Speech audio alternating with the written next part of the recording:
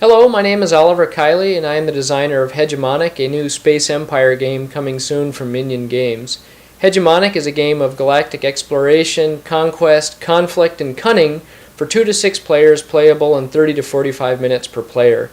In Hegemonic, each player will take control of the leadership of a great house that is racing to stake claim in a new and distant galaxy.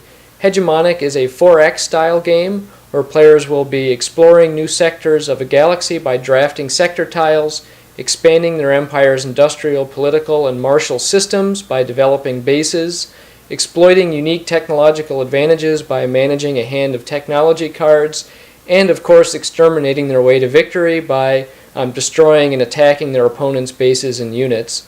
Hegemonic is distinct among empire building games because by developing your industrial, political, and martial systems, all of these feed into growing your economy and the capacities of your empire, and all of these different systems tie into a central area control mechanic that drives the scoring for the game. So the systems really work together to create a very high and rich conflict-driven game that creates a lot of interaction and engagement between players. Key to the game is the action selection mechanic, so players will simultaneously select and then reveal action cards for the phase. Timing your actions and sequencing them around the anticipated moves of your opponent is really at the central of the strategy and the core kind of gameplay mechanic in the game. In the remainder of this video, we will take a look at the game's components, walk through the key turn order and turn sequence, look at some example gameplay, and we'll highlight some of the features that make it a unique entry in the Space Empire genre. Let's start with an overview of the game's mechanics. Alright, we're going to get started and taking a look at the components for Hegemonic. The game board is built around this core galaxy board that's going to form the center of the galaxy. In the middle of that is a phase track token, and this will be used over the course of each turn to keep track of the current game phase. There are also 9 5-sector galaxy boards, and these boards will be configured in different ways depending on player count to give a unique and different shaped board for each player count. These are just some of the suggested and recommended setups, but players are free to create their own different unique shapes for the galaxy. And the red dots on here are just some of the suggested starting locations for different players. In addition, over the course of the game, these sector tiles will be drafted and played out onto the galaxy board. Let's take a look at these in a little bit more detail.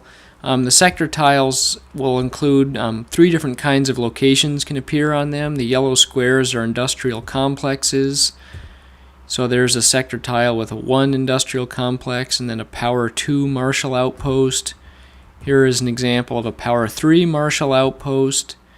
And the blue circles are political embassy locations. So this is a power 3 political embassy. And any of the tiles that contain an embassy are associated with a political faction, and that's going to be shown by both the icons in the corner and the color of the tile. So this is the green political faction. Here's a tile that's in the orange political faction with 1 martial outpost and then a power 2 embassy, and you can see the 2 little hashes there. And then here's a tile that's in the purple political faction, and there's 2 industrial complexes and just a power 1 embassy location. In addition, there are 6 home start tiles. So you can see the start tiles have each of the house icons in the background. And these contain each 1 industrial location, a power 2 outpost, and a power 0 embassy. The embassies in the start location are not part of a political faction and don't have any power. So the core of the player's empire development is handled on these on the house player boards, and so each player will have one of these boards. Let's take a look at one in more detail so we can talk about some of the components and values that are on it. So the top track is the industrial track, and each player will have 15 complexes. In the middle is the political track with 9 embassies, and in the bottom is the martial track with 12 outposts. In addition, there are 3 pairs of quantum gates, 3 political agents, and 3 fleets.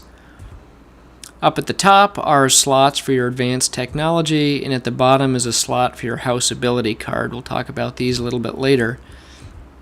As players build up bases and place bases onto locations on the sector tiles over the course of the game, they will build these tiles out from left to right across their different tracks.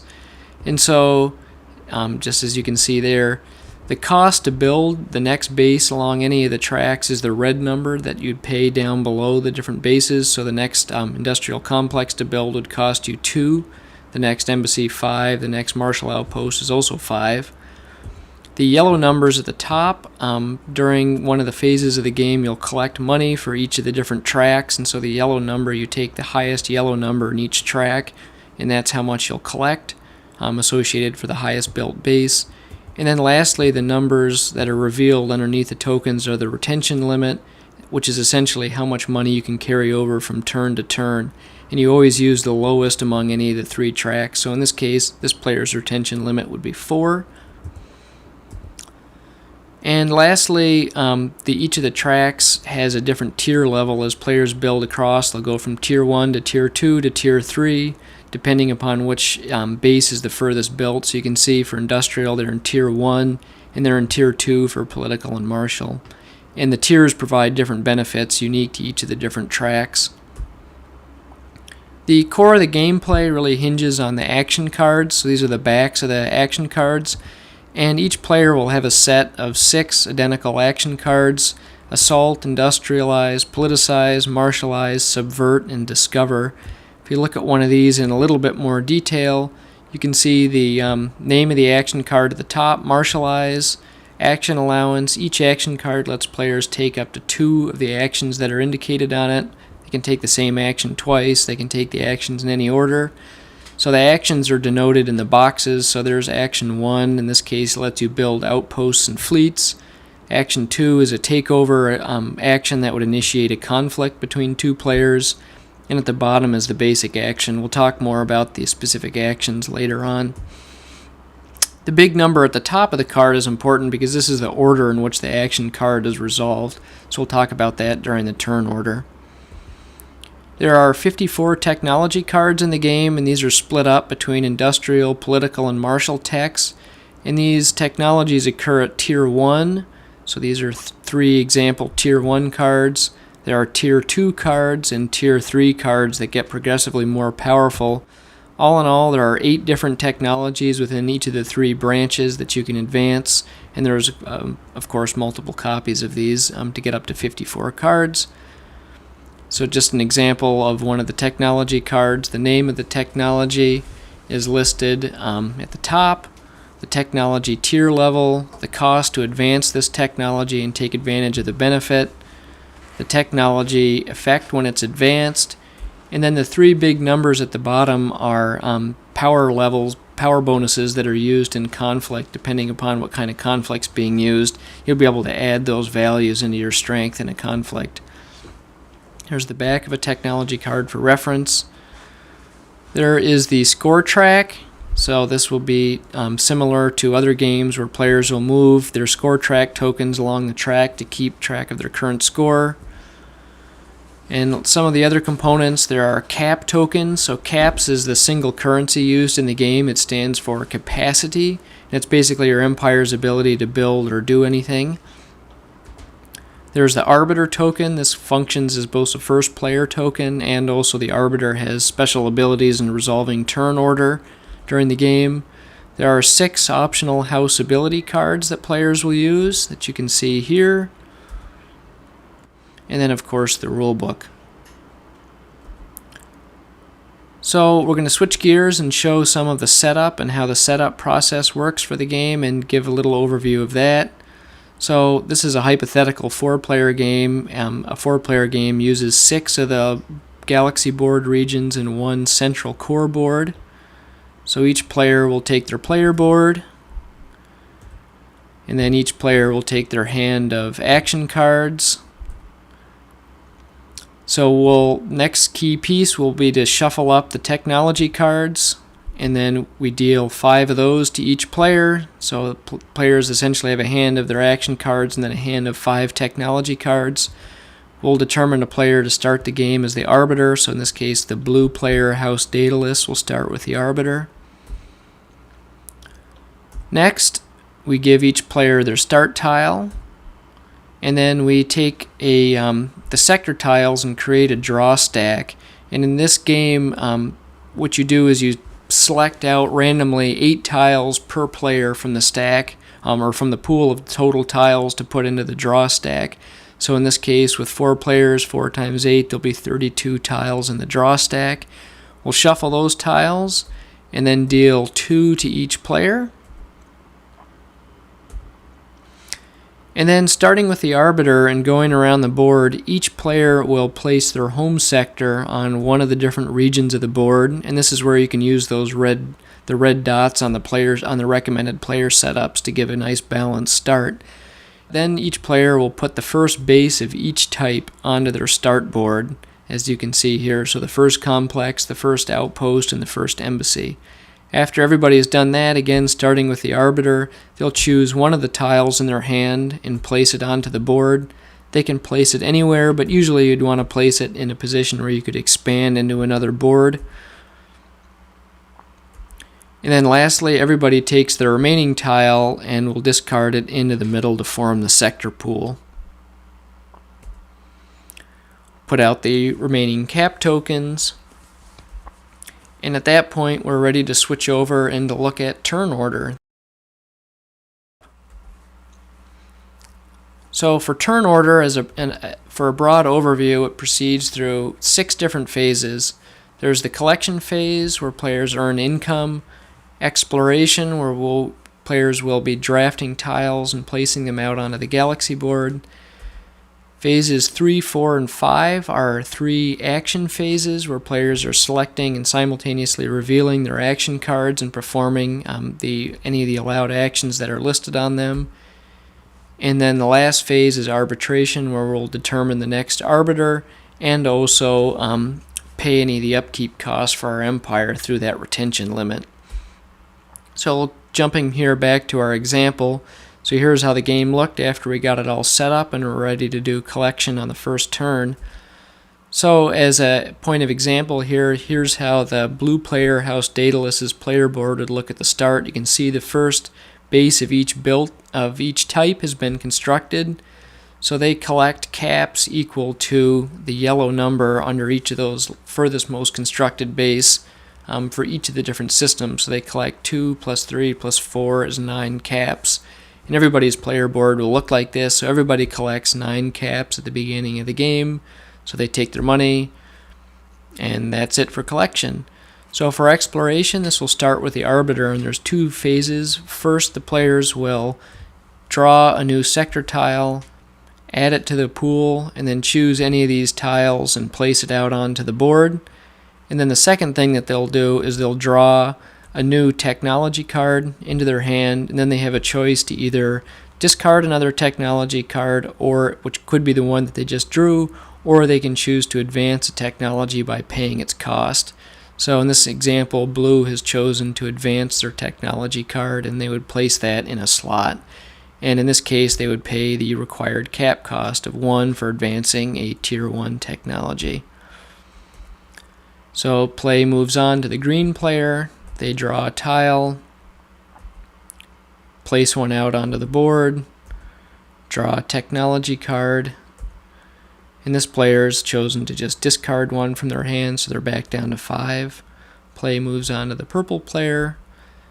Same thing, they draw a tile, place one out onto the board, and you see purple drew the top card of the discard pile. Whenever you draw a card, you can take the top card from the draw pile or the top card from the discard pile if it's one that you like. They then have to discard, so they are going to discard another one. And then lastly, the orange player goes drawing a tile, and playing a tile out onto the board, and then drawing a technology card, and they've chosen to advance one as well and have to pay that cap cost. Alright, so now we're going to switch over onto the action phases. And so here each player will pick a card, and then here's their cards. Everybody's ready. They have one selected and face down, and then we simultaneously reveal all those cards. So 1 player played Politicized, 2 Industrialized, and 1 player played Discover in this example. So in the case of a tie, there's 3 players that played a number 2 card. The arbiter gets to decide which of those players goes first.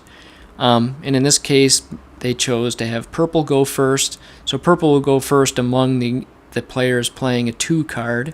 So purple takes their action. Going clockwise around the table, it would then go to blue, and then to green, and then lastly out to orange. So we'll talk about each of these different cards in a little bit. That's how the action phases work. We would go through 3 of those action phases. And then lastly is arbitration, and so this is where we would determine who's the new arbiter, and this is the player that has the most money left at the end of the turn, the most caps remaining. So in this hypothetical example, that could be green. They would get the new arbiter token. Then everybody discards caps in excess of their retention limit. Usually it doesn't happen too much early on in the game. And then we'll score points for the turn, and so we'll talk about scoring in a little bit. So one of the key concepts in Hegemonic is the idea of power and range, and this really drives the whole engine of the gameplay and in the dynamics between the different systems. Let's talk about this in a little bit more detail, starting with the industrial systems. So each industrial location will allow you to build an industrial complex there, and all complexes provide 1 power, so you can see the little starburst icon has a 1 in it. And all complexes have 1 range, so the little hexagon shape for sectors with just the 1 dash above it means 1 range.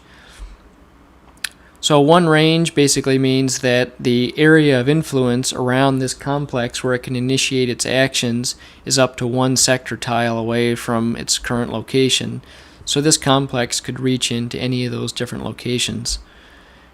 And in the case of complexes, even if there's more complexes built in this sector, it's not going to add up and extend the range any further. So any of these complexes can act out within 1 range of itself. There are also part of the industrial track are the quantum gates. These have 0 power, 0 range, but what they do is enable you to create adjacency between 2 sectors that are linked by the pair of gates. Switching over to political, only 1 political embassy is ever built in a political location, and so all embassies have 1 range, just like complexes, but the power is going to, and you can see the 1 range there. The power, however, for political embassies is going to vary depending upon the icon and the strength of the location. So here's a power 1 embassy location in the orange faction, a power 2 embassy location in the purple faction,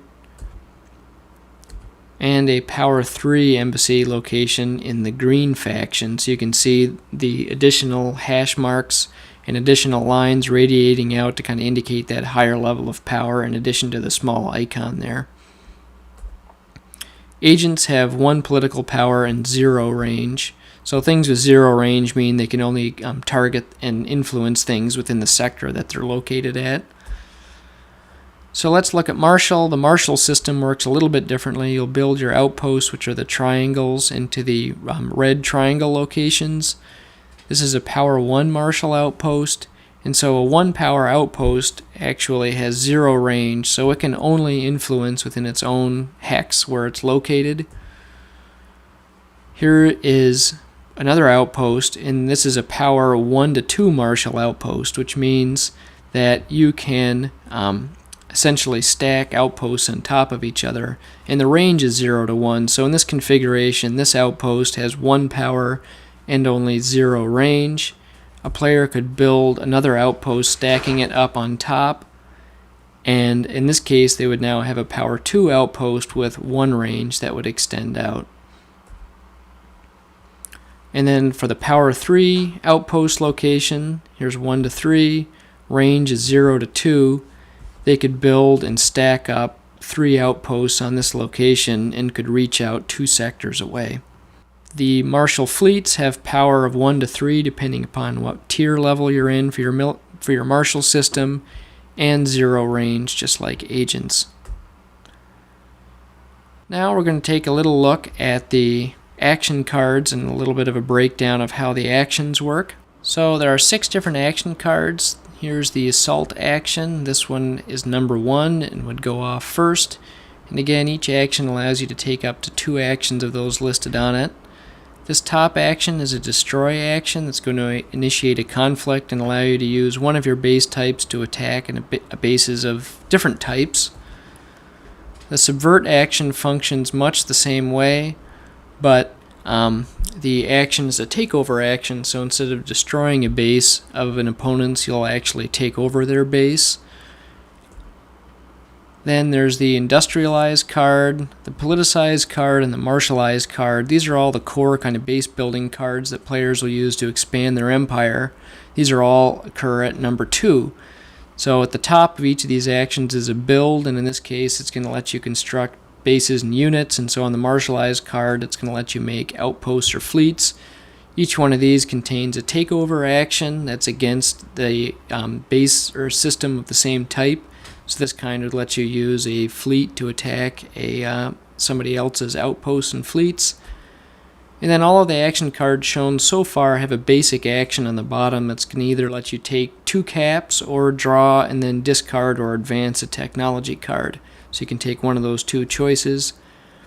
Action card number 4 is the Discover card, and this has some kind of support actions such as Capitalize that lets you collect more caps, Survey, being able to place new sector tiles out onto the board, and then the Research action, which lets you cycle your technology cards in your hand, discarding any that you want and redrawing back up to the hand limit of 5. Now I just can do a couple of example actions here to kind of demonstrate how some of these work. So here's an industrial build. So players started with their industrial complex in their home sector. And so using the build action, that top action listed on the card, there's one range for this complex, so they can reach out into this adjacent sector and they could now build a complex there. That complex immediately provides new range into the next sector, and so they could immediately start building as part of the same action into the next sector. So they could expand down this way, and they could keep going, expanding like that, all as part of the same action. Now, as an alternative, what the player could do, starting again here with their complex in the home sector, they could, as part of the same action or as part of the initial action, build a gate. This gate would create adjacency immediately over to that sector, and as part of the same action, build complexes there and continue to expand out in whatever direction that they chose to from that point. Looking at the politicize action, works very similarly, where the political embassies have a range of 1, so they could build out into adjacent sectors. As you see, again, all as part of the same action, and building agents is part of that same action, so they could then build 2 agents and place them at any of their embassy locations, as you see. Now, another option, and this will be an example of how the second action works, any of the actions that would let you initiate a conflict with a fleet or with an agent allow you to first move that fleet or agent. So in this example, you can see that they have an agent already built, say from a prior turn. They could use that move icon and use their first action to move their agent to a different sector. Now, when agents move, they can be moved to any location in the galaxy from their current spot. However, each time they cross a border between 2 different regions, they have to pay 2 caps to do so. So that move would cost 2 caps. So that was their first action, and so for their second action, they could now build embassies at that agent's location and then build out from there if they wanted to. And lastly, we'll look at how martial construction works. So here's their starting outpost. And so you'll notice that the starting outposts are 1 to 2 power outposts. So a player starting off could immediately build a second outpost on top of their first, and they would now have range that they could reach out. In this case, to this 1 to 3 power outpost, they could build a 3 stack, giving them 2 range, and they could build all the way out to that distant location and construct some fleets there if they wanted to. Again, all as part of the same action. As an alternative, in this case, it's a little bit more limited where the player can build, so they may want to use again that takeover action as a way of moving their fleet first. And so here's their fleet, and when fleets move, they can move up to 3 sectors away, and they pay 1 cap for each sector that they move. So that fleet moved 3 sectors, would have to pay 3 caps, but they now have range into that sector and could start building a 3 stack of complexes there, and they could build outwards from there. So last, we're going to take a look at some examples of conflict. Just a little bit about the conflict procedure overall. First thing will be initiating attack. Then both the attacker and defender will determine their initial strength in the combat. If any of the players are using political power, they'll determine their political support and drawing strength from support from other players. Each player will play a tech card to improve their strength in combat, and then resolution and cleanup. Let's look at an example conflict against the yellow player using their industrial complexes to attack the red player's outpost. So they've played the assault action, which is a destroy action, and specifically they'll choose the liquidate sub-action to use their complexes to attack someone's outpost. So those are the complexes, and they'll be attacking the outposts that are within range there. When you initiate an attack like this, for destroy actions, you have to spend 1 cap for each point of power that your target has. And so in this case, the targeted outpost is a 3 stack and has 3 power, so they have to spend 3 caps to attack it. They'll spend those. You can see the cost icons indicated there.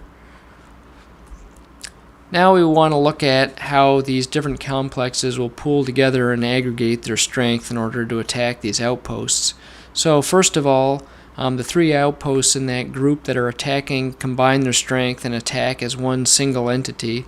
So that's 3 strength, and then they get to draw on the strength of each of their adjacent outposts that are within range. So they get to draw on that outpost, that's +1 strength, +2 for those that are in range, +1 that's in range over there, and that final complex is within range because of the gate that exists linking those 2 sectors together, so that's 1 more strength. Add all that up, and the total attacking strength of yellow's complexes is 8. Now let's switch over and look at the outposts. The defending outposts have 3 strength because there's 3 of them stacked up. The fleet that's in the sector gets to help protect and defend those outposts, and in this case, the red player is in tier 2 of their martial development, so the fleet strength is 2, so the fleet adds 2 to the strength. And similar to complexes, the strength of the outpost, they get to draw strength from all of the other outposts that are within range of the one being defending in this case. So they get to draw the 1 power from that outpost. And then because it's a 3 stack, it has 2 range, and they can even draw 1 power from the outpost way over there. They don't get to draw the power from the other fleet because you only get to use the power of a defending fleet that's in the same sector as where the outposts are defending. So in total, red has 7 power. Neither player is using political support, so we skip that part of it.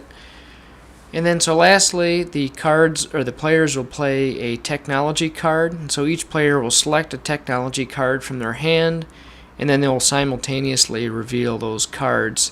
And then they will add in the power that's relevant for whatever it is that they're using.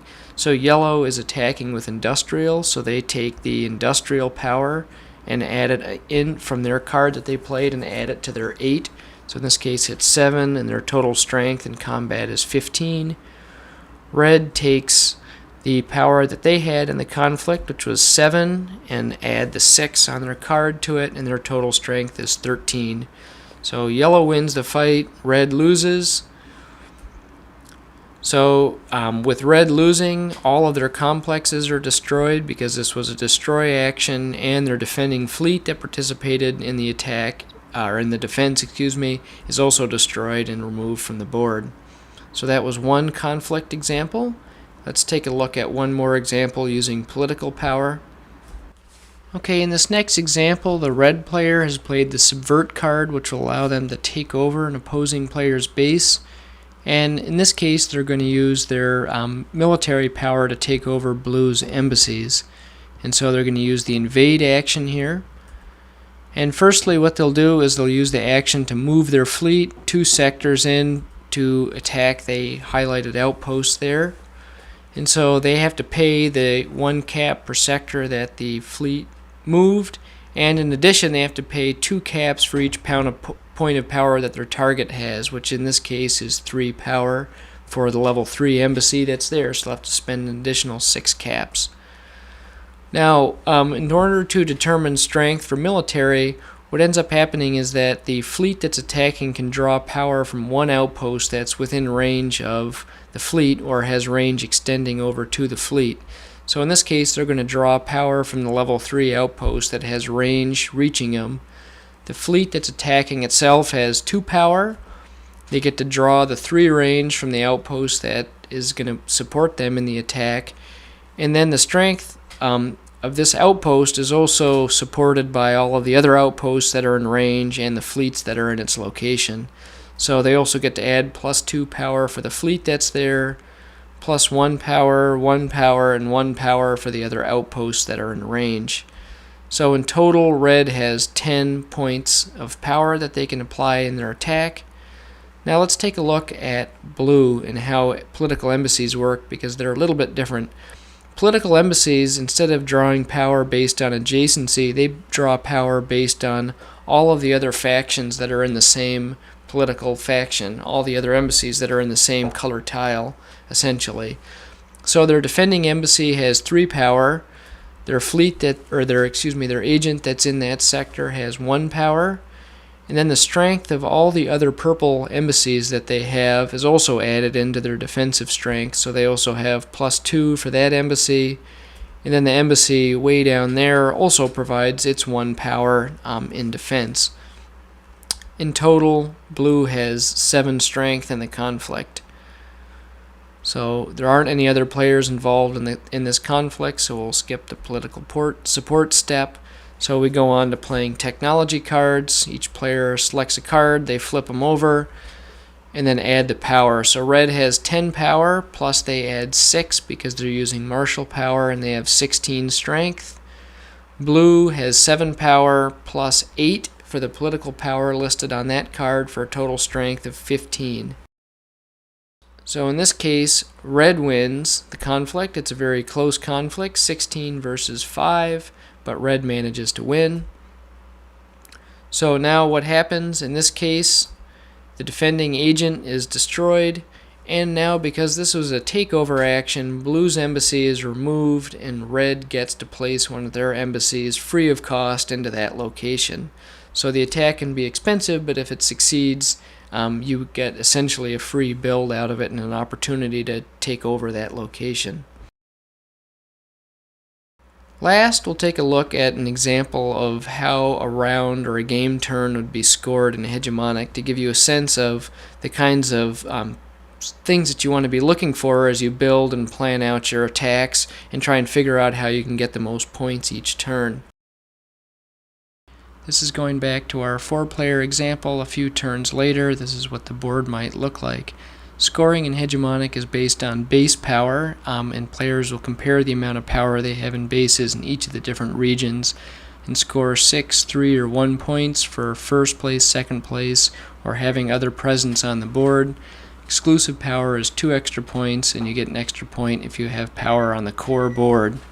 On this board, blue has exclusive control, green is in first, purple second, and blue has 1 point for presence there. Green has 6, purple has 3 points for second place. Purple is in first, then green and orange. Orange is in first with just 2 base power, and purple has just 1 power, and they're in second.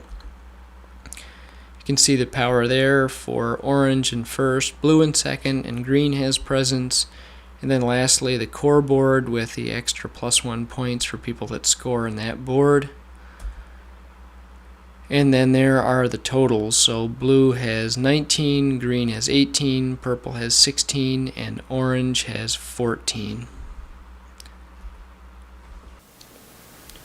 Great, thank you for watching the video. Hopefully this gave you a good overview of the game's gameplay and how all the different mechanics fit and work together. We would Love to have your support for this Kickstarter campaign, so please consider pledging some money to help support getting Hegemonic published. Thank you again for your time, and take care.